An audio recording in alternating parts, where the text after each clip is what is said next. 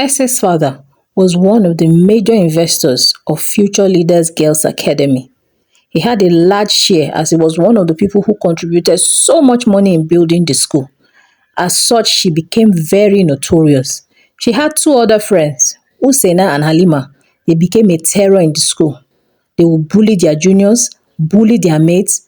They would even go as far as climbing fence and jumping out of the school to go to parties in the middle of the night. The school was tired of them, but there was almost nothing they could do, as S's father was one of the owners of the school. So she took advantage of that fact and became uncontrollable.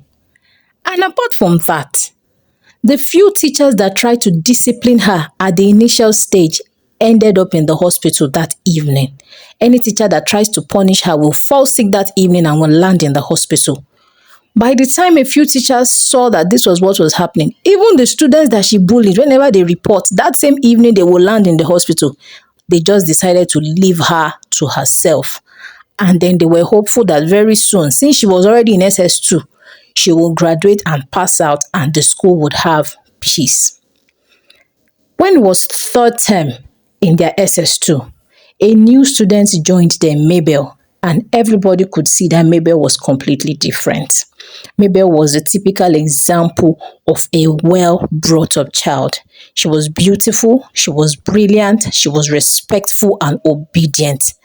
Mabel started coming tops in class, and this was something Essie did not like, because even though Essie was notorious, she was also a very brilliant child. But as soon as Mabel came, Mabel took her position and Mabel started coming first. So she hated Mabel. I must bring her close and bring her down, was what she kept on saying. She called a meeting with her friends and told them they must find a way to bring Mabel into their group. Not for any other reason, but to bring Mabel down. She can never steal my shine. Who is she? Where is she coming from? I own the school and I am in charge here, she said. So she approached Mabel nicely and told Mabel that she liked how serious she was and that she would like her to join her group, as they were one of the most brilliant children in the school. But Mabel told her she would think about it. And after about a week, she went back to ask Mabel. Mabel told her she wasn't interested in that kind of friendship, that with time, she will make her own friends. But Mabel thanked her and went away. Little did she know that she had annoyed Essie the more. Ha! She's even proud. Imagine me coming down to her level to ask her to be my friend. She's telling me she will think about it. And she had the guts to even tell me that with time she will make her own friends. What kind of friends will she make? Who is a better option than me? We will deal with this girl. We will show her that this school belongs to me. That night, Mabel was reading, which was her usual practice. She would read late into the night. And after reading, she said her prayers and was going to bed. Immediately she stood up. She saw strange birds. 3 strange birds flew into the room. Mabel picked up her shoes and was trying to hit the birds. She tried and tried and tried, and these birds kept on flying over the room. She noticed that the birds were trying so hard to perch on her head. So Mabel did everything to protect her head. She kept on fighting and fighting and fighting. After a while, an idea came to her. She ran to the wardrobe and opened the wardrobe. So she ran straight to the front of the wardrobe. As the birds ran to her, she succeeded in getting all the birds into the wardrobe, and she locked the wardrobe and went to sleep that night. The next morning, she forgot about the birds, everybody dressed up, and she went to the assembly ground. But the girls in Essie and her friend's room noticed that these girls were sleeping. They tried and tried and tried to wake her, but nobody could wake her. They wake them up. They poured water on them, put cold water, poured warm water. These girls kept on sleeping and sleeping and sleeping, and they were snoring deeply. So the girls knew that they were not dead, but they were just deep asleep. After the girls tried and could not wake these 3 girls up, they had to approach their teachers in the staff room and told them that there was something strange happening to them, that Essie and her friends had been sleeping. The teachers actually thought it was a prank, so they ordered that they brought Essie and her friends to the assembly ground. They tried and tried and tried to wake these three girls up, but they couldn't. It was then they realized that they needed to take them to the hospital in the school compound. When they got there, the nurses tested the three girls and said there was nothing wrong with them, that they were just in a deep sleep. When the nurses tried and they still could not wake the girls up, they knew that they were probably dealing with a spiritual case.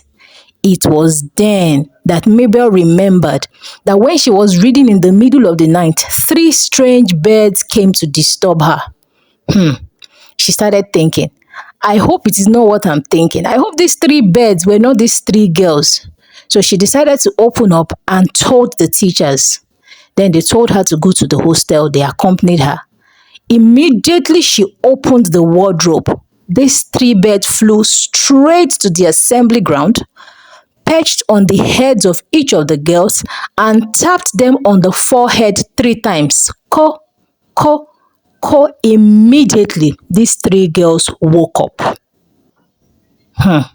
When the entire school saw what was happening, they knew it was no longer an ordinary issue.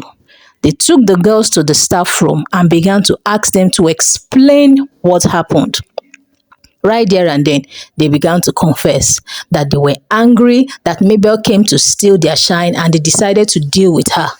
Their mission that night was to go into the hostel and afflict Mabel with a sickness so that they would take her out of the school compound and she will no longer steal their glory.